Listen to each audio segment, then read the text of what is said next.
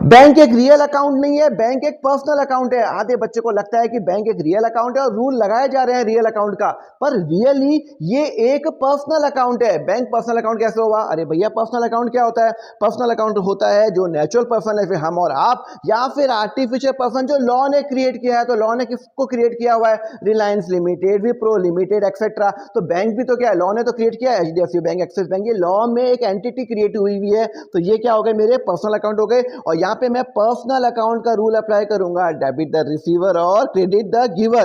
तो सपोज करो मैंने किसी को सैलरी दी 5,000 रुपए बाय चेक, तो यहाँ पे सैलरी मेरा खर्चा हो गया 5,000 रुपए, तो वो तो मेरा डेबिट हो जाएगा। जब जब खर्चा बढ़ेगा तब वो डेबिट होगा। अब यहाँ पे बैंक क्या है? रिसीवर है, गिवर है? अरे भैया, मेरा जो बैंक है वो गिवर है, वो पैसे दे रहा है, तो वो क्या होगा? Credit, debit the receiver, credit the giver. तो यहाँ पे बैंक गिवर है तो बैंक होगा क्रेडिट, और मेरी एंट्री होगी salary account debit to bank. और ऐसी फंडा के लिए फॉलो करिए अकाउंट फंडा को।